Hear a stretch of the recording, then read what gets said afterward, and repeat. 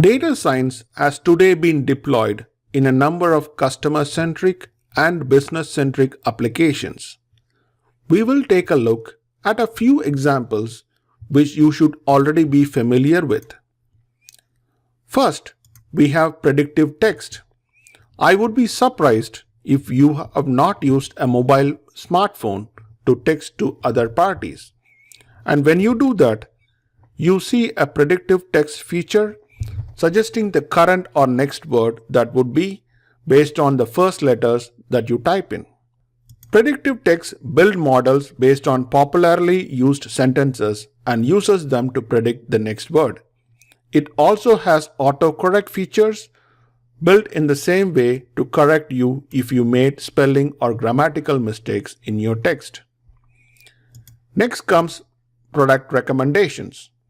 If you have used Amazon or any of the other shopping websites, you will come across a set of recommendations made for you based on your browsing and shopping history.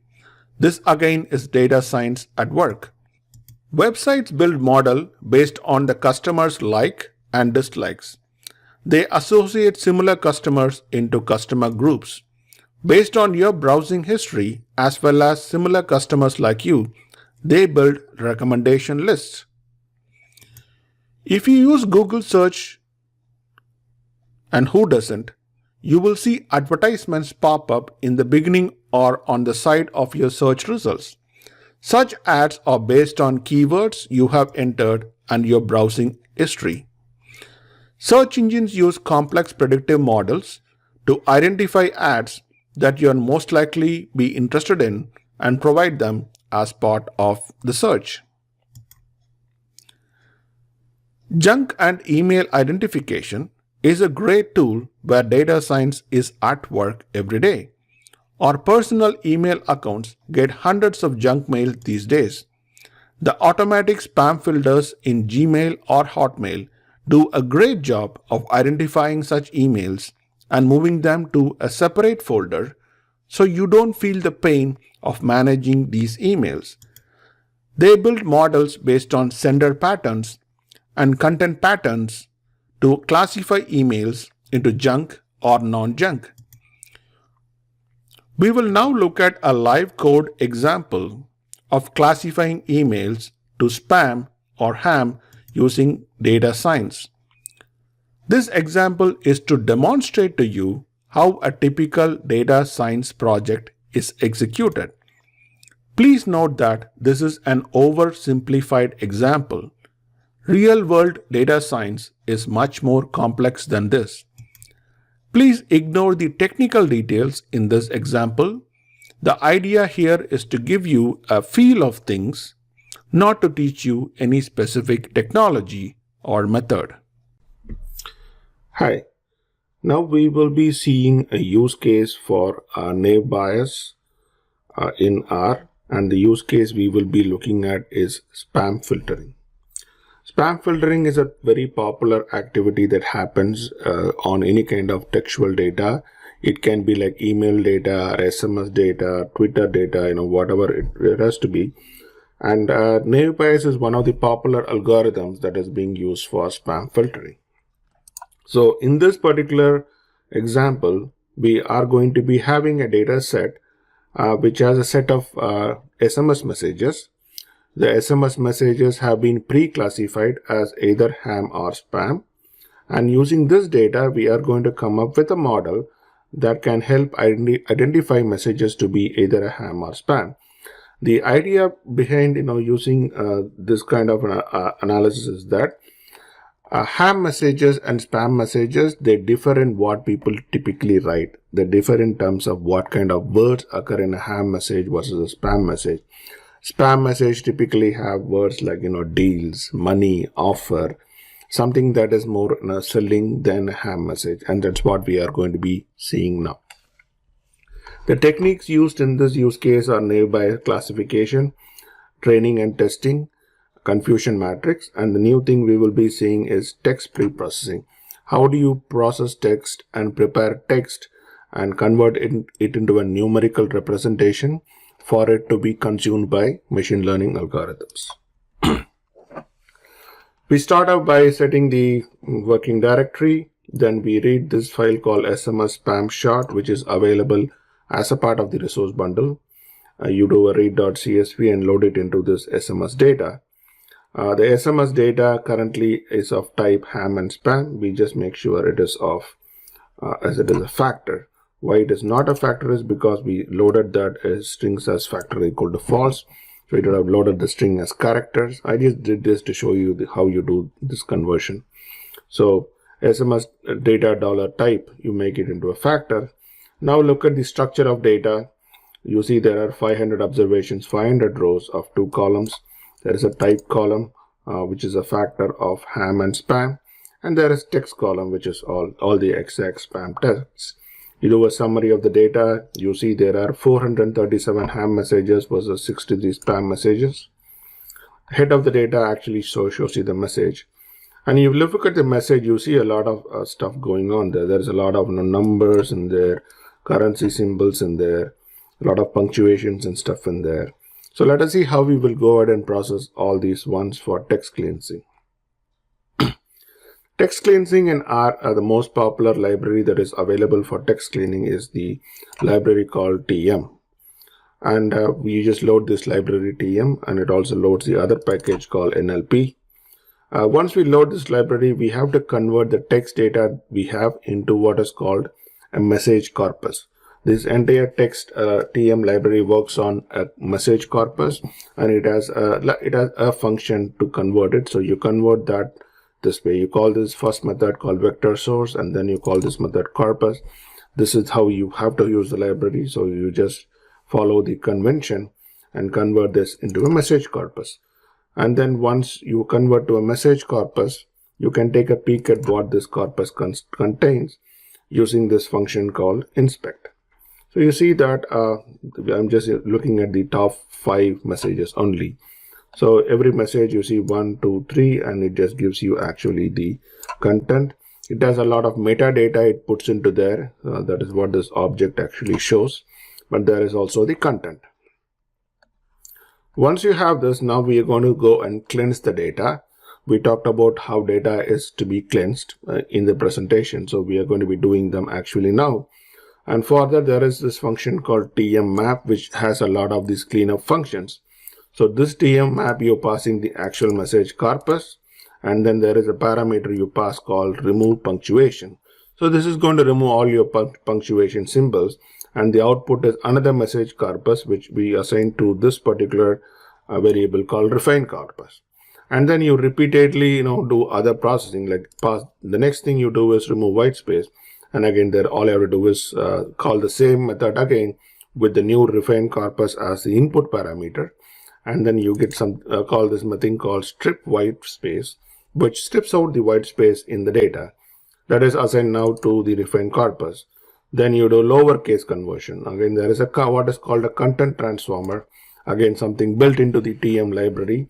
Just call it with TM map and say to lower. That gives you without lowercase. Then you remove the numbers in the text using the remove numbers. Then you remove stop words, where you say, okay, remove words. And what words I want to remove, you call this function here internally called stop words. It removes all the stop words. Then you want to remove some specific words, then you again call remove words, and then give a list of words that you want to remove as a C list. And it is going to just go remove these words from all the entire corpus. Now once you are done with this, let us go take now a peek in again to an inspect on the data that has been refined. Now you see the data being a lot more cleaner, like there are no numbers and stuff like that. The spaces are out, a lot of dots have been out. It's a lot more cleaner. Once this data is ready in this fashion, the next thing you do is create this document term matrix. A document term matrix consists of the document being converted into a matrix or a data frame in which every document is a row and every word is a column. So every document is a row and every word is a column. So you just call this method, and then that converts the entire corpus into a document term matrix. Now let's look at a dim of the document term matrix, the dimensions of the document term matrix. It shows you there are 500 rows each representing the input document that we get. The document here is actually the SMS message. And then the columns, there are about 2000 columns. So every word becomes a column.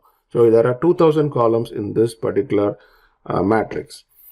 So this is kind of interesting thing, because you have so many columns in there, and any machine learning algorithm needs to process all these columns. So it might be pretty tired.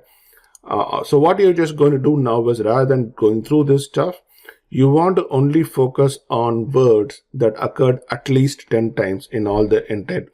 So you take all the documents, do a word count. For every word, make a count of how many times this word occurred in these 500 documents. And then you can only filter those words that occurred only 10 times. So this is what I'm going to be doing.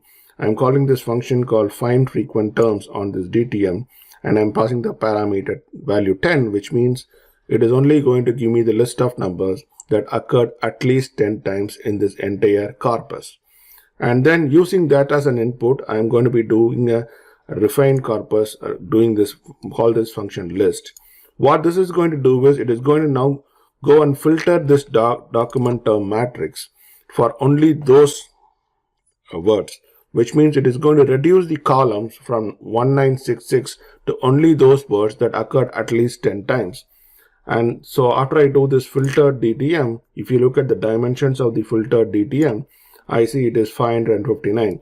So from 1966, the columns have come down to just 59 columns, which is kind of, decent, handleable. So we have eliminated a lot of data that, are very sparse and may not be that useful in the signaling process, because you need to have these words occurring a lot more times for it to have any impact on the machine learning algorithms. So let's now go and inspect this document term matrix. Look exactly how it looks like. You see the documents occurring as rows and the words occurring as columns. And then you see a count here as which word, if this word, let's say the call occurred in document 5 one time. So it just puts a count. This is one here. This is called a sparse matrix because, the data is very sparsely populated. And there is somewhere you see some twos here. Otherwise, it's all ones all over the place, mostly ones. And when I printed it out, it printed the whole matrix. So sorry for that. I need to scroll down a lot to get back to the next piece of code. So once I have a document term matrix, okay, let me start doing now some exploratory data analysis. One of the things you want to do with words is what is called a word cloud. You would have seen this word cloud a lot of times where people just plot the words that are occurring. The size of the word is depending upon the number of times the word occurs in that particular data set. So we are going to be doing the same thing for word cloud. So we use this library called word cloud. We set the palette. The palette basically tells you the color scheme to be used. This brewer.pal. It has a number of color schemes. I'm just picking the color scheme called dark 2. And then I'm going to be first plotting a word cloud where I'm picking only from the refined corpus, only those data where the type is equal to ham. So only pick those words where the type equal to ham.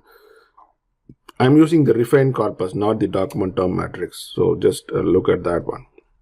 And I'm saying look at only words that occurred at least 5 times and then do a plotting. So this is how the plotting comes out to be. It shows which words typically occur in ham messages, and you see will, get, got, now.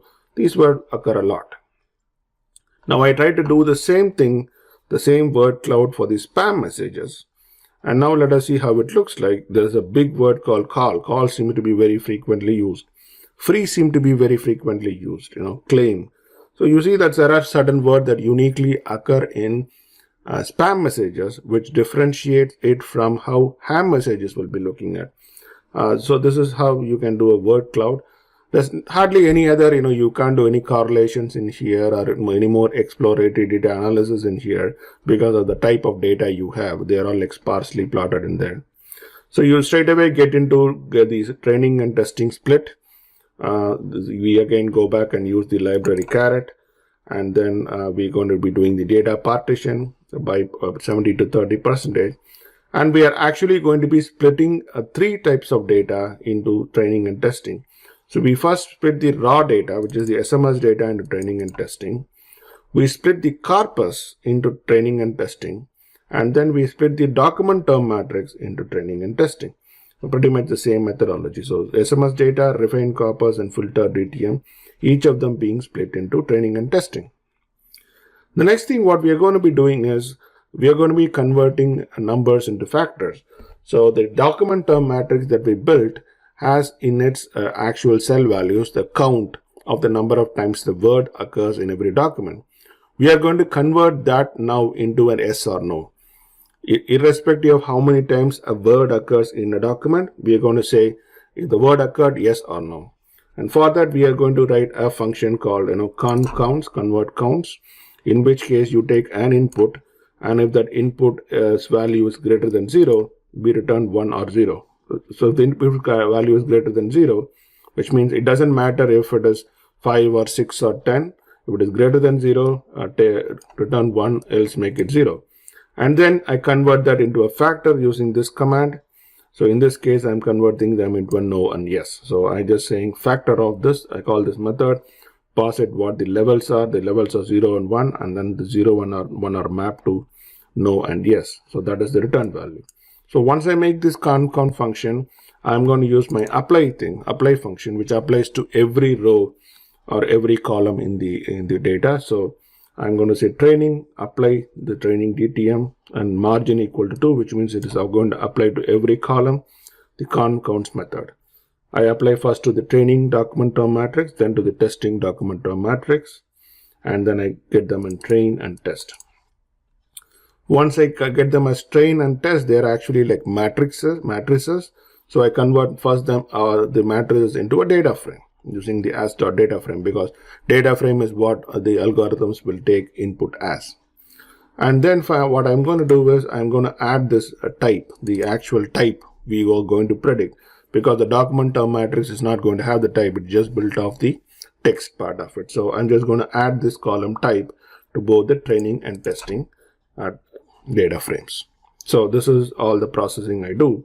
Once I do all this stuff, let me take a peek at this data frame, the first 10 rows and first 10 columns. So you see that these are the rows. So this is the training data set. So you see some rows missing here because they went to the test data set.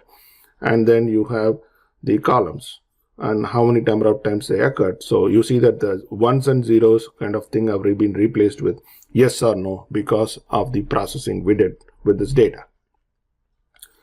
So once this is done, then that is a simple thing of building the model and predicting using the model, for which we are using a library called E1071.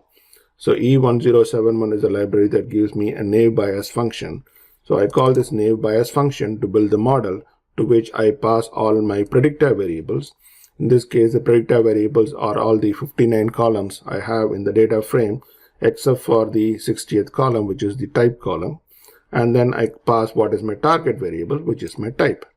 So this builds my model, and then I'm going to be looking at how the model looks like. So we talked about, when we looked at the presentation on naive Bayes, about all the probabilities and conditional probability values. So you're going to be actually seeing in the modfit the actual values that it figured out. First is the method I call, pretty straightforward. And then it shows what is my a priori probabilities, which is overall what is the split between ham and spam. What is the probability something is a ham is 0.87% and spam is 0.12% in the training data set. This is the overall probability. Then I move on to conditional probabilities, where for every column in the data, it is going to give me a probability that it is a ham or a spam. So every column in this case is every word, because we made all the words are columns. So you start off with this word anything, and anything values were no or yes in the table. So what is the probability that anything is a no if the document is a ham? And that is coming out to be 0.97. The same way, what is the probability that anything will be a yes if the document is a ham? It is 0.02. The same probability for spam. What is the probability that anything is going to be no if the document is spam? And similarly for yes. So you see all the probabilities coming up here, and you see this will always add up to 1. This will add up to 1. So first there is the overall probability that something is a ham and something is a spam.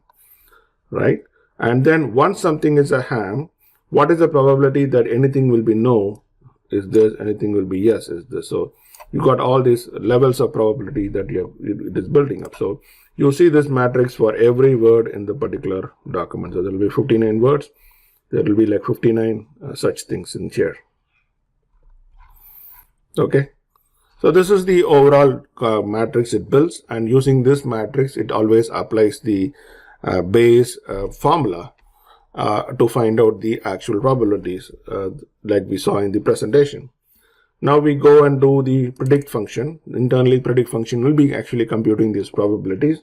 So we're going to say predict function using this model and using this data, and you're going to be coming out with predictions. And then you use confusion matrix to actually tabulate the predictions against the actuals and see how well my model has performed against the testing data. So reference, you have ham. So this is the overall confusion matrix, ham and spam prediction. There is only 7 errors in here, in that there are 7 spams which actually got identified as hams. What that means would be that these 7 spam messages would actually be sent as ham to the actual person, and the person will be looking at saying, why is my spam filter not working fine? So that is what this one kind of means. So now we look at the accuracy, 0.95% accuracy, 95% accuracy, very good accuracy for this algorithm, what we are trying to predict here. And this is what you have. So in real life, what is going to happen is whenever a new message comes in, you're going to convert, you're going to have this model, you're going to save this model that you will modify to some kind of a file, and in real time, when a real message comes in, you're going to convert that message into like a vector or a data frame, the same structure that the DF test is looking like, and then pass that to the same predict function. It is going to come out with a prediction. So in this case, instead of coming up with a list of predictions, it is going to come up with a vector of one, because you're only predicting one message. And that is what then you will use to identify if the message is a ham or spam. And based on that, you will decide to, send it to the actual inbox or just mark it as spam or whatever you want to do. So this is how a real ham spam filter would actually work using naive Bayes. Thank you.